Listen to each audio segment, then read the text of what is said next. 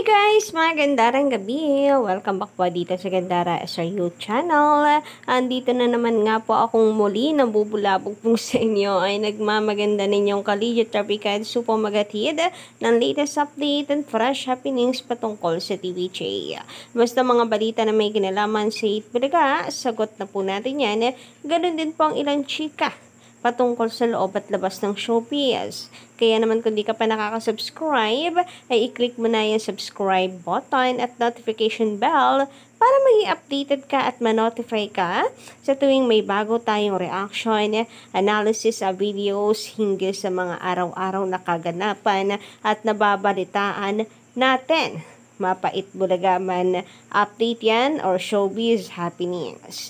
Anyway, para nga po sa gabing itong ating mainit na pag-uusapan ay pumapatungkol ang mga kadarikads dito sa ilan pong reaksyon ng netizens hinggil po dito sa tila nga raw ay paghuhugas ng kamay ng isang giant network hinggil po sa isang issue na kung saan ay kinabibilangan ng kanilang contractor. At eto pa, ilang komento ng ating mga kadarikads about po sa pangnenega kay MVP after nung still in the red daw ang TV5. Di ba nung sinabi po yan ni MVP, nako naglabasan ng mga bashers. Then eto na naman, hindi ko maintindihan bakit tinitira nila si MVP. Patungkol naman kay Carlos Yulo, ang kanilang iniintriga kay MVP. Para lang masiraan ang TV5, ang TVJ, si MVP tinitira na rin po nila. And syempre tungkol po sa Itbulaga mga kaganapan kanina and patuloy po na paglakas ng EB na kinatutuwa po ng ating mga kadarikans kasi after po magbunyi nung kalaban ay eto ang TVJ kahit anong klase pong pangdadown nakatayo pa din at matatag. So, unahin nga po natin pag-usapan mga kadarikans itong tungkol kay MVP. Mula sa komento ni Ed Santos, nakakahiya kayong mga basher na magbigay ng negatibong o nagbibigay ng mga negatibong komento. Sino ba ang owner ng TV5? Nasabi nga ni Miss Cynthia na si Manny V. Pangilinan ang unang nagbigay ng malaking financial na suporta sa Team Carlos. Siya lang naman ang owner ng TV5. Malaking utang na loob or malaki ang utang na loob ni Carlos kay MVP. Kaya't pumayag siyang maunang mag-guesting sa Itbulaga. Tapos 10M kada gold medal ang makukuha sa MVP Group of Companies. Grabe, 10M po guys. From MVP Group of Companies, kada isang gold medal, di ba? Bongga. Bukod pa po yan sa suportang ibinigay sa preparation pa lang ng MVP Group of Companies. Puro kayo sausaw, wala naman daw sa hulog. Nako, ayan mga basher, ha? Puro bago po kasi ngumaungaw, ay alamin mo na katotohanan upang sa gayon na hindi po kayo napapahiya.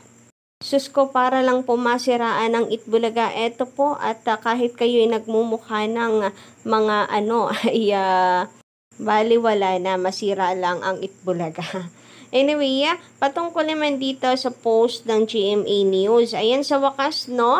Nagbalita rin po ang GMA Network tungkol po rito sa kaso ni Sandro Mulak. Maalala po ninyo mga kadarikans na ang mga netizens kinakalampagan GMA Network, galaw-galaw daw. Ibalita din daw nila ang tungkol dito sa kanilang dalawang independent contractor. At patunayan na wala silang kinikilingan.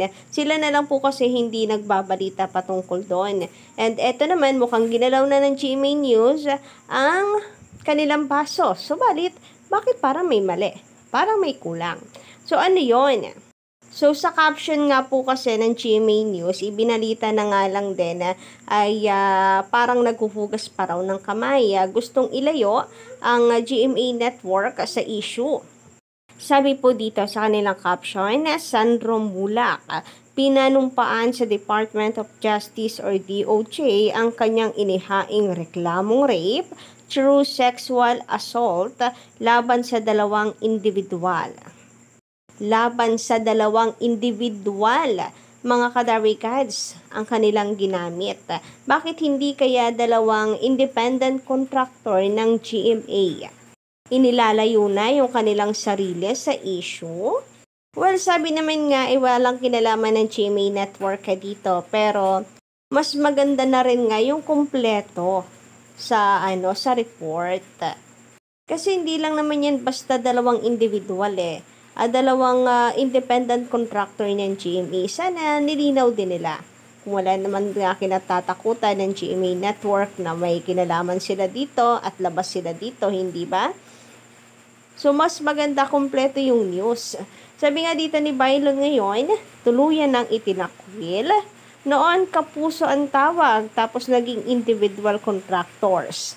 Tapos ngayon, kinasuhan na, dalawang individual na lang. Huyo na agad, ganon?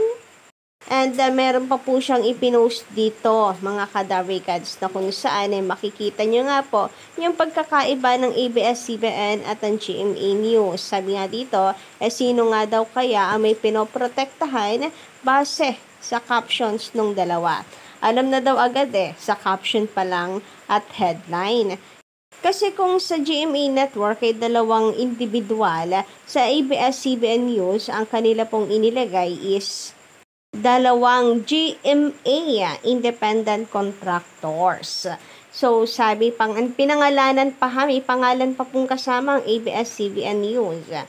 Kabuuan ng kanilang caption, formal nang nagsampa ng reklamo sa DOJ ang aktor na si Sandro Mulak laban sa dalawang GMA independent contractor na sina Jojo Nones and Richard Cruz. O diba, kitang-kita nga naman po yung pagkakaiba. Sa GMA ay dalawang individual lang ang kanilang inilagay plus hindi pa nila pinangalanan. Samantalang sa ABS-CBN, naka-highlight na ang GMA independent contractors at mga pangalan pa po nila. Ayon sa caption ni Bailon ngayon, headlines pa lang, alam mo na agad kung sino ang enabler at consistent may pinoprotektahan. Samantala, para naman sa sunod po nating balita, narito ang komento ni Shorting about po sa nababalita tungkol sa Showtime. Isang sikat na FM radio station po ang unang naglabas ng chika na to. And ngayon, mainit na pinag-uusapan kaya sandamakmak po talaga kaliwat kanan ang komento ng mga netizens. Isa na nga po dito ang komento ni Shorting. Sabi niya rito, nagsawa na yung iba sa Especially For You. At nakatulong naman na mas lively na ngayon ang simula or opening ng mga prod, ang Singing Queen, Barangay Olympics, ang Barangay Cinema Kids, at syempre ang Kimi 5. Yung therapy na lang, yung medyo bumaba ang views. Siguro mas mabuti kung express therapy na lang ginawa nila. Minsan, kulang-kulang na sila sa oras. Nadiretso na sila sa part na kumakanta isa-isa yung mga singing queen.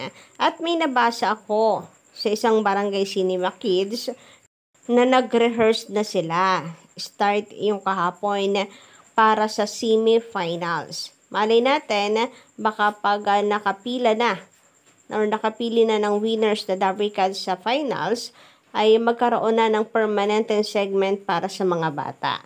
Parang si Raisa noon, na aling maliit na may sari-sari store. Si Aisa din, merong segment noon para maengganyo, lalo ang mga manonood, yung mga batang viewers dahil meron silang napapanood na kasing edad nila sa TV araw-araw. Gaya ng dati, na maliit pa si Aiza, si Raisa, at si Lady Lee. And speaking of talagang nakatulong po na lively ngayon, talaga ang Itbulaga because of Singing Queens, yung kanila pong opening, yung kanila pong mga segment. Ito po at bilang resulta, consistent po tayo na mataas ang live viewers. So, pumapalo ng 100K and kanina naman ay 86K na hindi na po masama. mataas na po yan mga kadarwikas kasi dati ay nasa 50 lang, 60 lang yung viewers po natin. Pero ngayon ay consistent na mataas yung live viewers natin. Ako maraming salamat sa walang sawa pong sumusuporta. And pansin din ng mga kadarwikans na unti-unti rin pong umaariba ang ratings natin. So masasabi natin na malakas po ang laban ng Itbulaga. Kaya nga marahil natutunugan na ito ng kalaban, kaya po sila magre-reformat. And sabi nga doon sa komento, di ba? Baka nga kaya bumababa yung ratings nila ay dahil natatamlayan at naboboringan na, nananawa na sa Especially For You kasi nagmumukha na lamang silang talk show at hindi na po isang noontime show. So kayo po ba mga kadarwikans, anong inyong masisay patungkol dito? Paki-comment ka lang po dyan sa baba, and kung nagustuhan nyo ang ating update ngayong gabi ito, don't forget to click the subscribe button and notification bell for more updates.